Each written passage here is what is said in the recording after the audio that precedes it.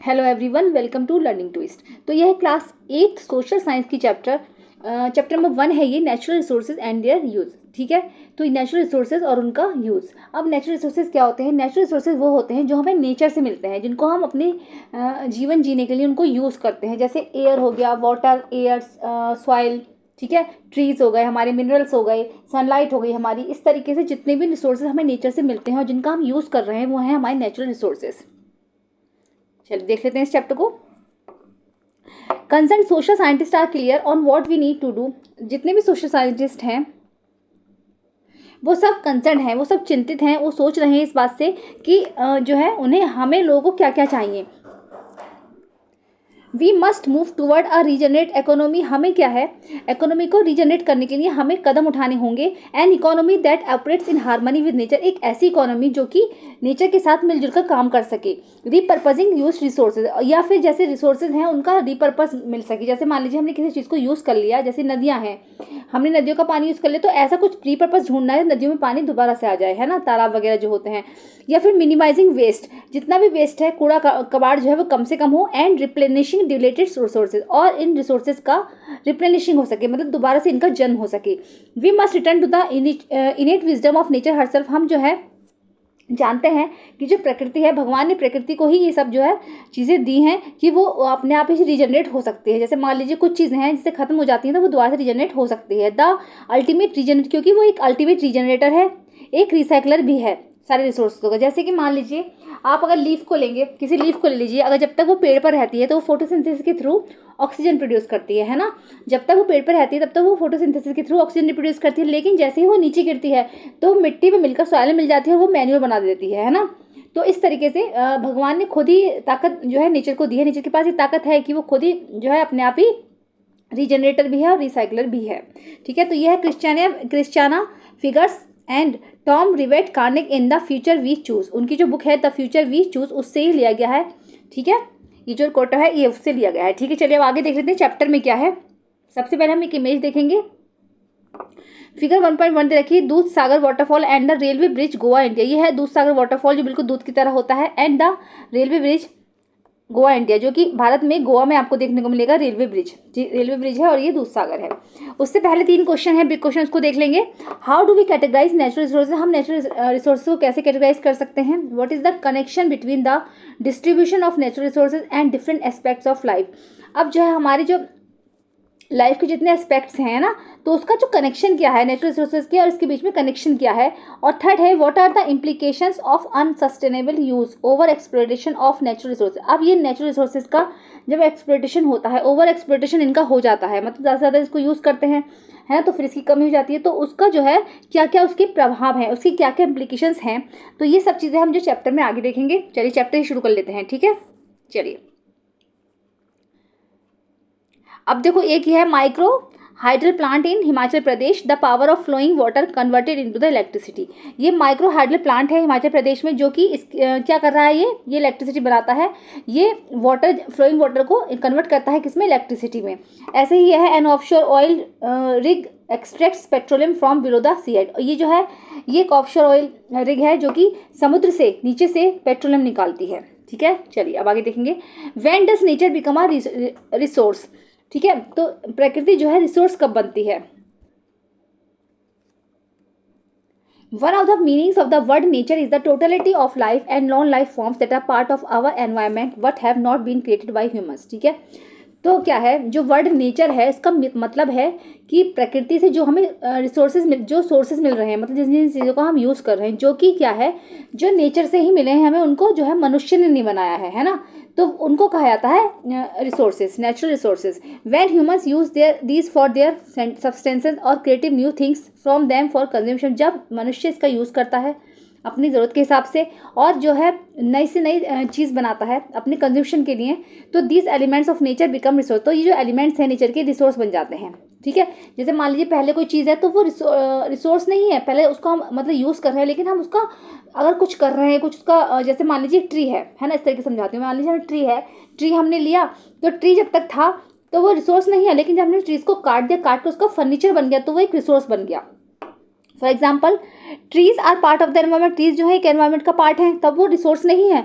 They exist independently of humans, क्योंकि वो independently जो है ह्यूमंस के लिए है। लेकिन जैसे ही when we cut them and convert in their wood into the furniture, लेकिन जैसे हम उसको कट करते हैं और उसको जो लकड़ी होती है उसको फर्नीचर में कन्वर्ट कर देते हैं, we see the trees as a resource, तो हम देखते हैं कि ट्री जो है वो एक रिसोर्स बन चुका है। ठीक है, जैसे अगर मान लीजिए ट्री पहले ही है तो वो तो एक एनवायरनमेंट का पार्ट हो गया हमारे, कि उसे गॉड गिफ्ट है, तो भगवान ने ही दिया है, एनवायरनमेंट का पार्ट है ये। ठीक है, लेकिन जैसे ट्रीज कट जाते हैं और उसकी जो वुड होती है उसको अगर चेंज करके फर्नीचर में कन्वर्ट कर दिया जाए तो वो एक रिसोर्स बन जाती है। Often these entities are not easily accessible, for example, बल्कि क्या है, जो ये एंटिटीज़ हैं, जितने भी रिसोर्सेज हैं, ये ईजिली एक्सेसिबल नहीं है। There may be petroleum in places deep under the ocean that we do not have the technology to access. ऐसे जैसे मान लीजिए पेट्रोलियम है, पेट्रोलियम को प्राप्त करना इतना आसान नहीं है, क्योंकि उसको समुद्र के नीचे से लाना पड़ता है ढूंढ ढूंढ कर, और the extraction cost may be too high, उसको निकालने का जो खर्चा होता है वो बहुत ज़्यादा होता है। और it may be culturally unexpectable like cutting trees in sacred groups, और कई बार क्या होता है, जैसे मान लीजिए हमें पेड़ काटने हैं फर्नीचर बनाने के लिए, तो कई बार क्या होता है, बहुत से लोग जो है कल्चरली इसको काटे नहीं देते हैं ना, कुछ पवित्र ट्रीज ऐसे हैं जिनको नहीं काटा जा सकता। So for an entity to be called a resource, तो क्या होता है, इस एंटिटी को ही एक रिसोर्स कहा जाता है। It should be technologically accessible and its exploitation should be economically feasible and culturally acceptable. तो क्या है, इसका जो एक्सप्लोइटेशन होता है, मतलब इनको अगर इतना जितना इसका यूज़ हो उतना ही इसको करा जाए। ठीक है, जैसे एक्सप्लोइटेशन है इसका, कि कई बार क्या होता है, हम जैसे ज़्यादा उसका यूज़ कर लेते हैं इतना वो रिजनरेट नहीं हो पाता है, तो वो जो है कल्चरली एक डराने वाली चीज़ है, मतलब संसार से कहीं सारी चीज़ें नष्ट ना हो जाएं। Usually the word exploitation has a negative connotation. In the context we use it here, it means extraction, utilization and consumption of natural resources. इसका मतलब यह है, जो वर्ड है हमारा एक्सप्लोइटेशन, ये एक नेगेटिव कॉनोटेशन है। इसका मतलब ये है, अगर हम ढंग से देखें तो एक्सट्रैक्शन, यूटिलाइज, जितना हम मतलब चीज़ें निकाल रहे हैं उसको यूटिलाइज कर रहे हैं और उसका कंज्यूप्शन कर रहे हैं, तो वो एक नेचुरल रिसोर्स है। द अर्थ हैज़ ट्रीजर्स, अर्थ जो है हमारी खजाना है बहुत सारी चीज़ों का, many of which have formed over millions of years. इसमें क्या है, मिलियंस ऑफ ईयर्स से क्या है, बहुत सारी चीज़ें जो है दबी हुई हैं। इसके अंदर प्रकृति जो है हमें अर्थ से तो हमें जो चीज़ें देती है, तो हमारे अर्थ पे खजाना है इन सब चीज़ों का। And which humans have taken and learn, जहाँ पर जो मनुष्य होता है वो सीखता है, लर्न टू यूज़, की सीखता है कि इनको कैसे यूज़ करना है। These include the most obvious ones like water, air and soil. इसमें क्या क्या है, इसमें जो है ऐसी चीज़ें शामिल हैं जैसे कि एयर हो गया, वाटर और soil.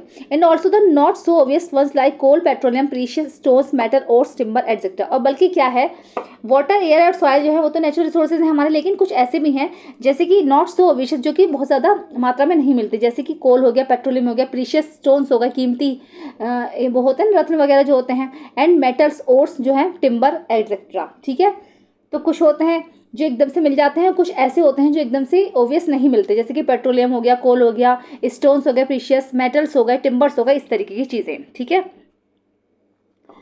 Gentle plugging causes minimal disturbance to the underground ecosystem and retain soil moisture. तो देखो इसमें क्या है, इसमें जो है प्लॉगिंग हो रही है, मतलब हल चलाया जा रहा है, जिससे क्या होता है, जो हमारे इकोसिस्टम है वो ना खराब हो, अंडरग्राउंड जितनी भी चीज़ें दबी हुई हैं, सॉइल मॉइस्चर ना बिगड़े। ठीक है, ये honey from a bee hive है, मधुमक्खी की छत्ते से हनी को निकालना है।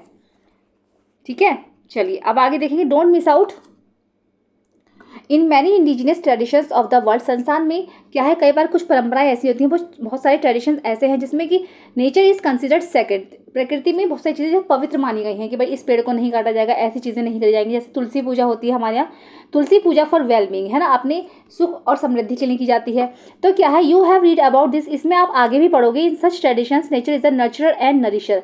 तो इन ट्रेडिशन से हमें पता चलता है, छोटी छोटी परंपराएं होती हैं, इनसे हमें ये पता चलता है कि जो हमारी नेचर है ना, वो एक नर्चरर और नरिशर दोनों है, मतलब उसमें पैदा तो होती हैं चीज़ें, पैदा भी करती है वो पोषण भी करती है।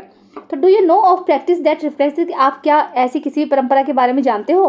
तो take a pause, look at yourself and the things around you, अपने मतलब जरा सोचिए और अपने आसपास थोड़ा सा देखिए, what is the origin of each of them, इन सब की उत्पत्ति कहाँ से हुई है। At some point they all lead to nature, even the plastic button on your shirt. और कहीं कहीं पर तो आपको ऐसा लगेगा कि ये सब जो है नेचर से उत्पन्न हुए हैं, जैसे कि प्लास्टिक बटन हो गया आपकी शर्ट का, तो आप सोचना कि कहाँ से बना है। In short, we apply the term natural resources to materials and substances that occur in nature and are valuable to humans. अगर हम शॉर्ट में देखें तो नेचुरल रिसोर्सेज का मतलब है, नेचुरल रिसोर्सेज का मीन है कि मटेरियल्स और सब्सटेंसेस जो कि हमें नेचर से प्राप्त हुए हैं। क्या? मटेरियल्स और सब्सटेंसेस जो कि हमें नेचर से प्राप्त हुए हैं और जो जिनका कि ह्यूमंस जो है यूज़ करते हैं, है ना, जो ह्यूमंस के लिए कीमती हैं, तो उनको नेचुरल रिसोर्सेज कहा जाता है। अब इनको अगर हम कैटेगराइज करें कि कितनी कैटेगरीज में होते हैं, categories of natural resources in science में अगर देखें, we learn the usefulness of categorization and naming, we use some shared characteristics when we categorize ideas or things, we name the categories so that we can refer to them with just one word और a short phrase. तो हाँ, हम क्या करते हैं, जैसे हमें science में जो हमें किसी चीज़ का कैटेगराइजेशन करते हैं या फिर उसको ग्रुपिंग करते हैं, है ना, तो क्या करते हैं, उसको क्लासिफिकेशन करा जाता है, तो या तो हम किसी शॉर्ट वर्ड से कर देते हैं, शॉर्ट उसका कोई नंबर होगा या शॉर्ट फ्रेज होगा या फिर जस्ट वन वर्ड से कर देते हैं, तो इसका जो है कैटेगराइज करा जाता है। When these names and meanings are shared across group of field, जब ये नाम और जो मीनिंग्स जो होते हैं बहुत सारे ग्रुप्स के द्वारा शेयर किए जाते हैं, इट हेल्प्स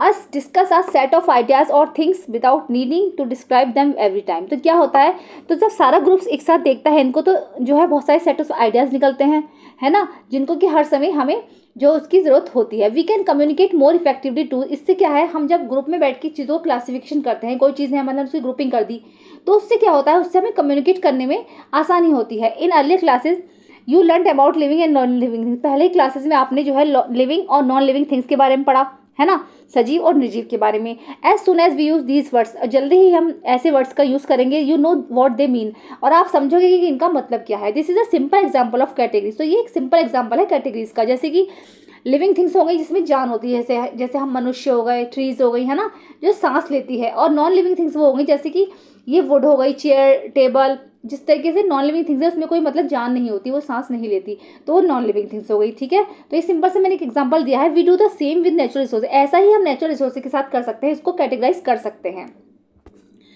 तो think about it, what might be the different criteria we can use to categorize natural resources. हम जो नेचुरल रिसोर्सेज को कैटेगराइज करेंगे तो इसका क्या डिफरेंट क्राइटेरिया है, क्या डिफरेंट क्राइटेरिया इसका होना चाहिए। One of the ways we could categorize natural resources is based on the uses we put them. अगर एक तरीका हम देखें नेचुरल रिसोर्सेज को कैटेगराइज करने का, तो हम उसको उसके यूज़ के हिसाब से जो है कैटेगराइज कर सकते हैं। एडिशनल फॉर आवर लाइफ, अपनी उसके जीवन में कितनी उसकी ज़रूरत है उसके हिसाब से कैटेगराइज कर सकते हैं। Source for materials and sources for energy, है ना, मटेरियल्स के सोर्सेज के हिसाब से कर सकते हैं, या फिर जो एनर्जी के सोर्सेज हैं उसके हिसाब से उनको कैटेगराइज कर सकते हैं। रिसोर्सेज एसेंशियल फॉर लाइफ, अब ऐसे रिसोर्सेज जो कि हमारे जीवन जीने के लिए महत्वपूर्ण है, जो हमारे एसेंशियल है हमारी लाइफ के लिए। तो life could not exist on earth without the air, हमारी जो अर्थ पर लाइफ है वो बिना एयर के नहीं हो सकती। वी ब्रीथ, क्योंकि हम सांस लेते हैं। द वाटर वी ड्रिंक, जो पानी हम पीते हैं। And the food we eat, और खाना जो हम खाते हैं। We take these from the atmosphere, ये सारा हम एटमोसफेयर से लेते हैं। द रिवर्स एंड पॉन्ड्स, नदियाँ और तालाब। And through the cultivation of soil और अदर लिविंग थिंग्स, और बल्कि कल्टिवेशन ऑफ सॉइल, मिट्टी में जो हम जो उपज बनाते हैं, फसल करते हैं, क्रॉप्स उगाते हैं, या फिर और भी जो लिविंग थिंग्स हैं, है ना। We can not make the air we breathe, हम जो है बिना एयर के नहीं रह सकते क्योंकि हम सांस ही नहीं ले पाएंगे। द वाटर वी ड्रिंक, हम पानी जो पीते हैं। और the soil which gives us food, ये सब चीज़ें जो हैं रिसोर्सेज हैं एसेंशियल जो फॉर लाइफ, जो हमारी लाइफ के लिए एसेंशियल हैं, मतलब बहुत ज़रूरी हैं। कौन कौन से, वाटर, एयर और फूड, इनके बिना हम नहीं रह सकते, ठीक है।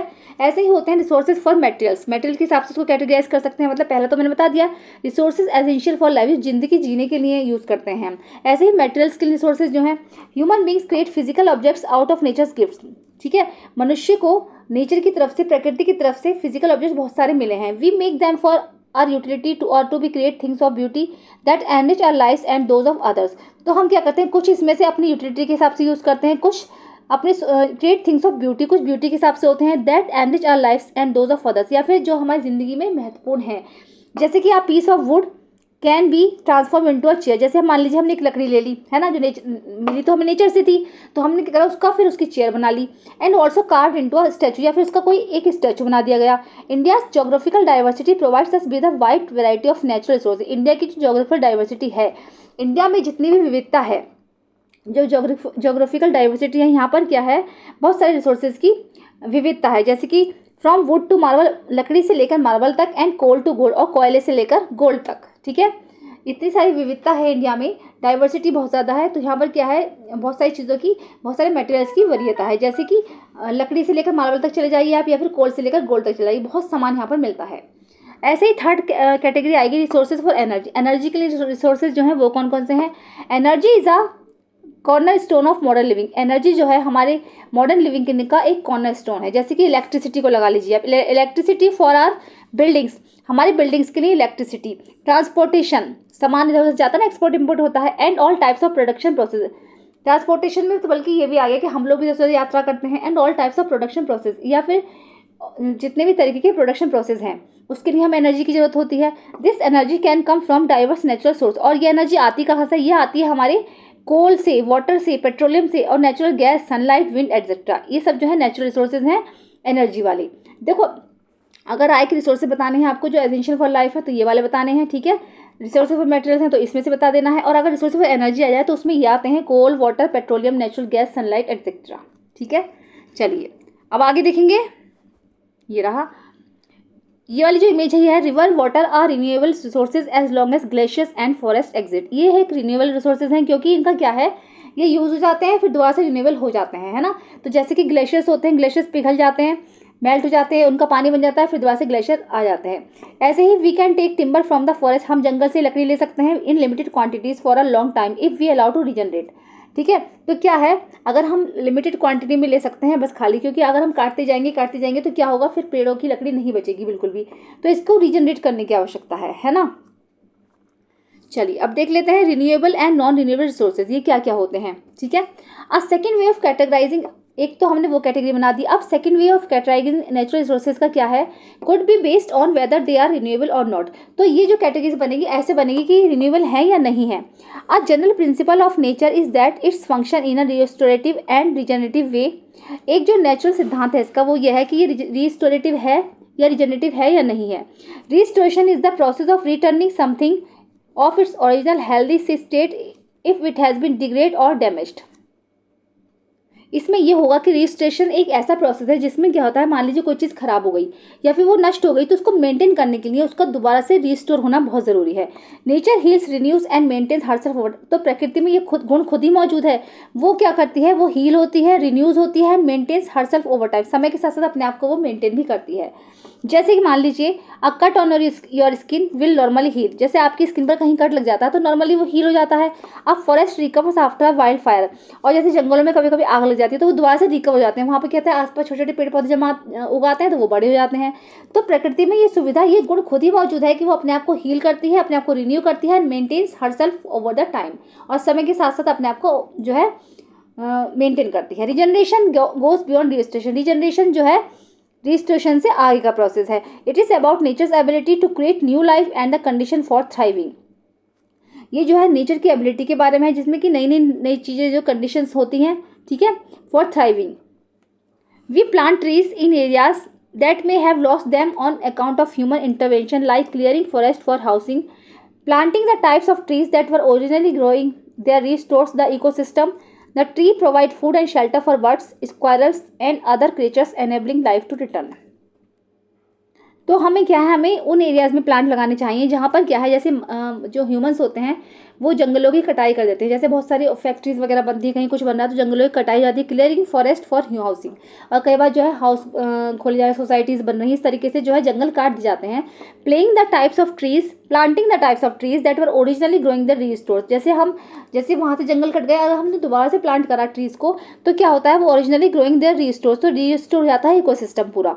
द ट्रीज प्रोवाइड फूड, क्योंकि जो ट्रीज़ होते हैं वो फूड प्रोवाइड करते हैं, पशु पक्षियों के लिए शेल्टर प्रोवाइड करते हैं, squirrels and other creatures enabling life to return, जिससे कि उनकी जो लाइफ है दोबारा लौट सकती है, क्योंकि उनके घर भी तो होते हैं ना पेड़। अगर हम दोबारा से पेड़ पौधे लगाएं तो दोबारा से उगाएंगे तो इससे जो है जंगल दोबारा से रिस्टोर हो गया।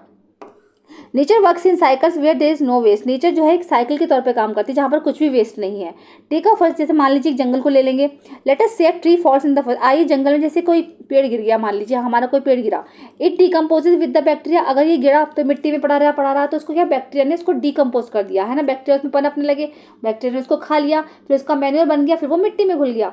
फंगी और इंसेक्ट्स फीडिंग, और जो फंगी होते हैं या फिर जो कीड़े मकोड़े होते हैं उन्होंने उसको खाया तो बाद में क्या होता है, जैसे वो पॉटी वगैरह आती करा उन्होंने, तो उसके बाद क्या होता है, वो जो बीज होते हैं इसके, जो उन्होंने जैसे मान लीजिए प्लांट वगैरह का कोई बीज वो खा के ले गया पक्षी, तो उसकी पॉटी में निकला तो वो मिट्टी में दोबारा घुल गया, मैन्योर बना, फिर दोबारा से वहाँ पर एक नया पौधा उगाया। तो ये जो है ये प्रकृति में ही गुण होता है। The tree becomes part of the soil enriching it. पेड़ों में ये गुण है जो कि ये भी एक जो है पार्ट है सॉइल का, सॉइल में घुलकर ही दोबारा से नया पौधा बन जाता है। New trees and plants grow from seed. नए ट्रीज और प्लांट्स जो होते हैं वो सीड से ही तो बनते हैं। Eventually some will fall and the cycle start. कुछ उसमें से गिर जाते हैं, कुछ नए पौधे उगाते हैं, तो ये जो साइकिल है दोबारा से स्टार्ट हो जाता है। These are examples of nature's principle of restoration and regeneration in practice. ये दोनों जो एग्जाम्पल हैं नेचर के, ये है ये प्रिंसिपल है रिस्टोरेशन का और रीजनरेशन का। अगर इसको देखा जाए तो रीजनरेट दोबारा से चीज़ें होती हैं और रिस्टोर हो जाती हैं, ठीक है। चलिए अब आगे जो आएगा वो आएगा रिन्यूएबल रिसोर्सेज। देखते हैं कितना बड़ा है।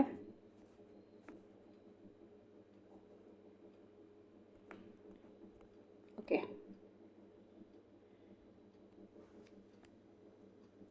Renewable resources exhibit these characteristics over time, ठीक है। तो क्या है, रिन्यूएबल रिसोर्सेज जो हैं वो समय के साथ साथ उनकी जो कैरेक्टरिस्टिक्स हैं वो एग्जिबिट हो रहे हैं। Most of India has abundant sunshine, जो है अधिकतर इंडिया में क्या है, सनशाइन का माहौल होता है। In the natural course rivers are fed regularly by rain. तो क्या होता है, यहाँ पर जो है नदियाँ जो होती हैं वो बारिश की वजह से भरती हैं, रेगुलरली भरती रहती हैं। मेल्टिंग ग्लेशियर, और ग्लेशियर्स पिघलते हैं क्योंकि सनशाइन पड़ती है तो नदियाँ भर रही हैं, है ना, और ग्लेशियर्स जो है पिघल रहे हैं। फॉरेस्ट रिन्यू देमसेल्फ, जंगल जो है वो अपने आप को रिन्यू कर रहे हैं। Soil replenishes itself through natural process, और जो सॉइल है वो भी नेचुरल प्रोसेस के थ्रू अपने आप को रिप्लेनिश कर रही है। और बहुत सारी चीज़ें हैं। Solar energy, wind energy, energy from flowing water, solar energy हो गई, विंड एनर्जी हो गई, एनर्जी फ्रॉम फ्लोइंग वाटर, और बहने वाले पानी से बिजली बनती है। Timber from forest are renewable resources, या फिर जंगलों की लकड़ी, ये सारे जितने भी हैं रिन्यूएबल रिसोर्सेज हैं as long as we are able to manage them in a sustainable manner. ये तब तक की रिन्यूएबल रिसोर्सेज जब तक हम इनको मैनेज ना कर, मतलब मैनेज हमें इनको करना होगा कि कहीं ऐसा ना हो कि हम इनका ज़्यादा से ज़्यादा यूज़ करें और ये नष्ट होते रहें, क्योंकि उस रेट में ये नहीं बन पा रहे हैं। तो कहीं तो इनको हमें सस्टेनेबल मैनर में यूज़ करने की ज़रूरत है। जैसे कि for them to remain renewable there is a इसके लिए कंडीशन है, the natural rhythm of restoration and regeneration must not be disturb, कि रिस्टोरेशन का और रीजनरेशन का जो रिदम है ये बिगड़ना नहीं चाहिए, ठीक है। कि मतलब क्या है, जैसे मान लीजिए जंगल में कटाई हो रही है, उतने प्लांट उग रहे हैं, तो इतनी कटाई ना हो जाए कि प्लांट बिल्कुल उग ही ना पाए। तो इसका एक सस्टेनेबल मैनर होना चाहिए जिससे कि इसका जो रिदम है रिस्टोर का और रीजनरेशन का वो बिगड़ना नहीं चाहिए, वो डिस्टर्ब ना हो। If we harvest timber faster than the forest can grow trees, अगर हम क्या है जंगलों से टिम्बर ज़्यादा से ज़्यादा ले लें, है ना, और उतने पेड़ उग ना पाएँ, तो we will eventually deplete the forest, तो हम सारे जंगलों को नष्ट कर देंगे। Scientist have shown that through irresponsible human actions many of nature cycles have been disturb. Scientist ने देखा है, साइंटिस्ट बता रहे हैं कि जो ह्यूमंस का जो इरेस्पॉन्सिबल एक्शन है, मतलब वो इस हिसाब से चल रहा है तो नेचर के साइकिल्स को वो डिस्टर्ब कर रहा है। अब combination of several factors interacting, जैसे कि इसमें बहुत सारे फैक्टर्स का कॉम्बिनेशन भी है। Fossil fuel driven industrialization and the cutting down of the forest for agriculture and other purposes are two of them. इसमें से दो जो है वो है फॉसिल फ्यूल इंडस्ट्रियलाइजेशन जो होता है ना, उसके लिए जैसे कोल पेट्रोल वगैरह उसका यूज़ होता है इंडस्ट्रीज में, और जो कटिंग डाउन ऑफ फॉरेस्ट, और जंगल काटे जा रहे हैं, एग्रीकल्चर मिल नहीं रही लोगों को, तो उसके और भी अदर पर्पसेज हैं जिसके लिए काटे जा रहे हैं। तो ये दो हैं इसमें से। Has lead to rising temperatures that we are experiencing on account of this, the glacier in some places in the Himalayas are melting at a rate faster than precipitation can replace them. कुछ इलाकों में हिमालय से क्या होता है, glacier melt होते हैं, पिघलते हैं, नदियाँ बनती हैं, लेकिन क्या है उसकी जो रेट है वो बहुत ज़्यादा फास्टर हो गई है, इतनी तेज़ी से प्रेसिपिटेशन नहीं हो पा रहा है। मतलब प्रेसिपिटेशन मतलब बारिश हो रही है ना, और जो पानी जो भाप बनकर उड़ रहा है, प्रेसिपिटेशन इतना नहीं हो पा रहा, तो दोबारा से एक साइकिल तो है, लाइफ साइकिल है एक तरीके से वाटर का, तो इसमें क्या है इतने इस रेट से नहीं हो पाया जिस रेट से ग्लेशियर पिघल रहे हैं। This has implication on water security for the population living in the place dependent on the water tower. इसीलिए क्या है ये इम्प्लीकेशंस बनी है, क्योंकि जो वाटर सिक्योरिटी है उसमें जो है खतरा मंडराने लगा है, क्योंकि इतनी सारी पॉपुलेशन निवास कर रही है, तो इस पॉपुलेशन को रहने के लिए जल भी तो चाहिए, तो जल इस रेट से नहीं हो पा रहा है और ग्लेशियर पिघल नहीं पा रहे हैं, जल मिल नहीं पाया, तो आने वाली जनसंख्या क्या करेगी, तो जो वाटर साइकिल है वो भी गड़बड़ा रहा है। तो चलिए अब आएगा डोंट मिस आउट, इसको हम नेक्स्ट वीडियो में देखेंगे, ठीक है। लेसन लेंथी है, इसको पार्ट्स में ही कवर करेंगे। चलिए मिलते हैं नेक्स्ट वीडियो में। ये वीडियो कैसे लगी जरूर बताना, अगर पसंद आई तो इसको लाइक करना, और चैनल फर्स्ट विजिट करना है तो सब्सक्राइब कीजिए, साथ में बेल आइकन भी प्रेस कीजिए। मिलते हैं नेक्स्ट वीडियो में। Thank you so much.